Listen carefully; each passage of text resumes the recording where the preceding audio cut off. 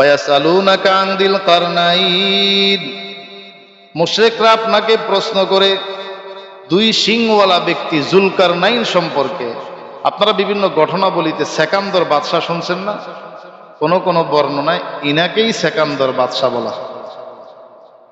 কুল সাআতলু আলাইকুম মিনহু যিকরা, নবীজি আপনি বলে দিন অচিরে আমি তোমাদের কাছে তার অবস্থা বর্ণনা করব। তার অবস্থা কি করব? বর্ণনা করব। ইন্না মাক্কান্না লাহু ফিল আরদি ওয়া আতাইনাহু মিন কুল্লি শাইইন সাবাবা, আমি আল্লাহ পৃথিবীতে তাকে ক্ষমতা দিয়েছিলাম।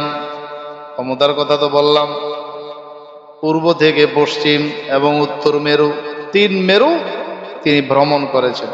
ওয়া আতাইনাহু মিন কুল্লি শাইইন সাবাবা, প্রত্যেক বস্তুর উপকরণ আমি তাকে দিয়েছি, যত সরঞ্জামাদি প্রয়োজন সবকিছু আমি তাকে দিয়েছি।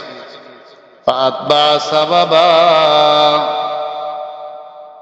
ফলে তিনি একটা পথ অবলম্বন করলেন। কোন দিকে গেলেন? প্রথমে ছুটলেন পশ্চিম দিকে। হাত্তা ইযা বালাগা মাগরিবাশ শামসি ওয়াজাদাহা তাগরুবু ফি আইনিন হামিয়াতিন ওয়া ওয়াজাদা ইনদাহা কাওমা, যখন তিনি পৌঁছে গেলেন সূর্য অস্ত যাওয়ার স্থানে, সেখানে দেখলেন সূর্য ডুবতেছে পঙ্কিল জলাশয় স্থানে। ওয়াজাদা ইনদাহা কাওমা, সেখানে পাইলেন একদল মানুষ, এমন এক জাতি, তারা বলল কুলনা ইয়া যাল কারনাইন, আল্লাহ পাক রব্বুল আলামিন তাদের ব্যাপারে যুলকারনাইনকে বললেন। এরা ছিল মুশরিক। এই দলের মানুষ কি ছিল? মুশরিক, কাফির ছিল। যার কারণে আল্লাহ পাক রব্বুল আলামিন বলেন ইয়া যাল কারনাইন, হে যুলকারনাইন, ইম্মা আন তুআদ্দিবা ওয়া ইম্মা আন তাত্তাখিযা ফীহিম হুসনা, আপনি চাইলে তাদেরকে শাস্তিও দিতে পারেন, চাইলে তাদের মাঝে উত্তম আচরণও করতে পারেন। কি করবে? এটা একটা ইচ্ছা, ইখতিয়ার, ইচ্ছা যুলকারনাইন বাদশাকে আল্লাহ দিয়ে দিলেন। ক্বালা আম্মা মান যালামা ফাসাউফা নুআযিবুহু সুম্মা ইউরাদ্দু ইলা রাব্বিহি ফায়ুআযিবুহু আযাবান নুকরা। হযরত যুলকারনাইন বলেন, অতঃপর যেই ব্যক্তি জুলুম করবে, কুফরি করবে, শিরকে লিপ্ত থাকবে, গুনাহ করবে, ফাসাউফা নুআযিবুহু, আমি অচিরেই তাকে শাস্তি দিব। সুম্মা ইউরাদ্দু ইলা রাব্বিহি, এরপরে তাকে তার রবের কাছে ফিরিয়ে দেওয়া হবে। ফায়ুআযিবুহু আযাবান নুকরা, এবং রব তাকে কঠিন শাস্তি দিবেন শিরকের কারণে। ওয়া আম্মা মান আমানা ওয়া আমিলা সালিহা, আর যে ব্যক্তি ঈমান আনবে, ওয়া আমিলা সালিহা, নেক আমল করবে, ফালাহু জাযানিল হুসনা, তার জন্য উত্তম প্রতিদান, তার জন্য উত্তম প্রতিদান। ওয়াসানাকুলু লাহু মিন আমরিনা ইউসরা, আমার পক্ষ থেকে সকল বিষয়ে তার জন্য সহজ মুআমালা হবে, সহজ কথা বলবো। সুম্মা আতবা সাবাবা, এরপরে আরেক পথ অবলম্বন করবে। তিনি আরেক পথ ধরলেন, পূর্ব দিকে ছুটলেন।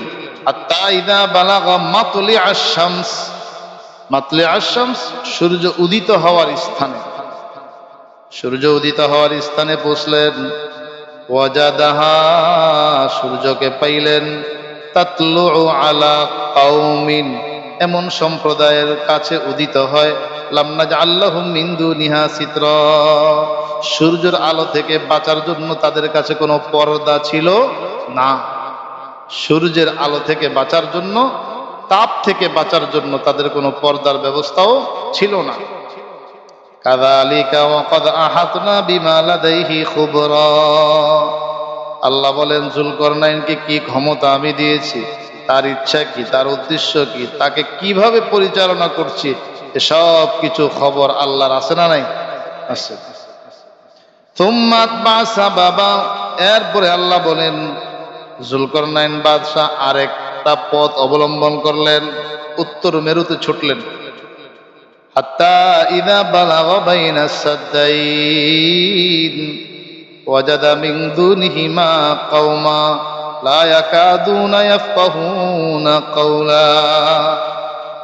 তিনি পৌঁছে গেলেন দুই প্রাচীরের মধ্যবর্তী স্থানে, দুই পাহাড়ের মধ্যবর্তী জায়গায়। সেখানে এমন সম্প্রদায়কে পাইলেন যারা তার কথা পুরাপুরি বুঝে না।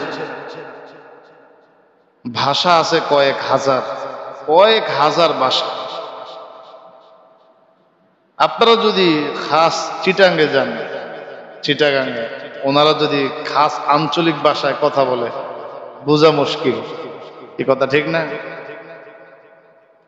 খাস কিছু আঞ্চলিক। সিলেটে, আমি একবার সিলেটে গেলাম, কয়েকবারে যাওয়া হয়েছে।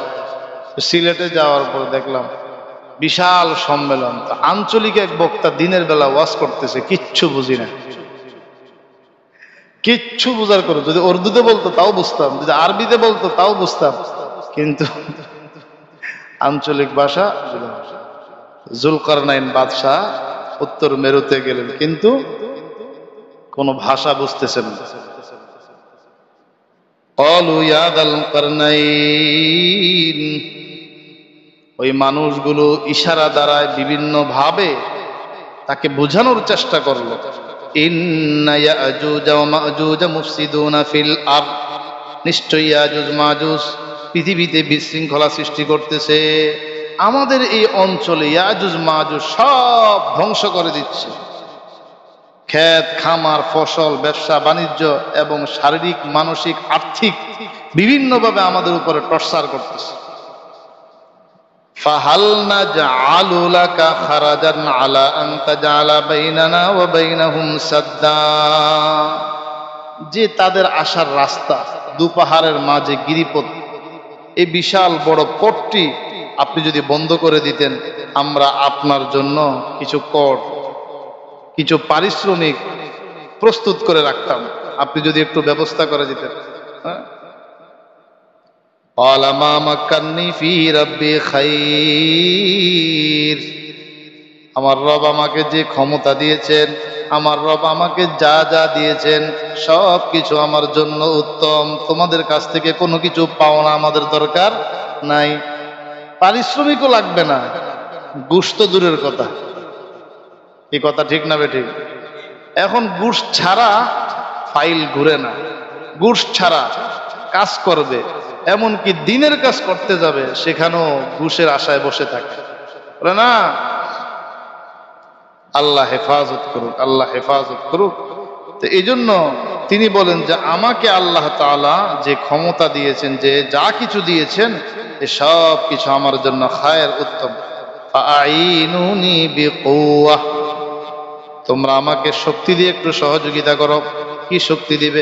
আজআল বাইনাকুম ওয়া বাইনাহুম রাদমা, আমি তোমাদের মাঝে এবং ইয়াজুজ মাজুজদের মাঝে বিশাল বড় একটা শক্ত মজবুত প্রাচীর করে দিব, মোটা লম্বা, যাতে করে এই প্রাচীর লোহা তামা দিয়ে প্রাচীর বানায় দিব, দেয়াল বানায় দিব, যাতে করে এটা তারা অতিক্রম করে আসতে না পারে। আতুনি জুবারাল হাদিদ, লোহার টুকরা নিয়ে আস, লোহার পাত নিয়ে আস। হাত্তা ইযা সাওয়া বাইনা সাদাফাইনি ক্বালা আনফুখু, দুই পাহাড়ের মধ্যবর্তী স্থলে যখন পুরাপুরি বরাবর হয়ে যাবে লোহার টুকরা, তখন তোমরা ফুঁক দিবে। হাত্তা ইযা জাআলাহু নারা, যখন তিনি এটাকে আগুনে পরিণত করলেন, তখন বললেন তোমরা আমার কাছে আসো, আমি তার উপরে গলিত তামা ঢেলে দিব। তামা গলায়া আবার লোহার টুকরা আগুন জ্বালায়া এমন ভাবে ফিট করে দিলেন, আর এটাকে ভাঙ্গার কোনো সুযোগ তাদের নাই, শক্তি নেই। কোন কোন বর্ণনায় পাওয়া যায় তারা এই প্রাচীরটাকে ভাঙ্গার জন্য প্রতিদিন সকাল থেকে সন্ধ্যা পর্যন্ত একদল মেহনত করে, একবারেই ভাঙতে ভাঙতে ভাঙতে ভাঙতে কাছে আসতে আসতে আসতে আসতে আসতে আসতে একেবারে কাছাকাছি চলে আসে, কাছাকাছি চলে আসে। কাছাকাছি আসতে মনে হয় যেন একবারই ভেঙে ফেললাম, খুব ক্লান্ত, এবার আগামীকাল করে। তা আগামীকাল করতে গিয়া আবার আগামীকাল এসে দেখে আগের মতো যেই সেই, আল্লাহর কুদরতে পুরাটা আবার আগের মতো হয়ে গেছে।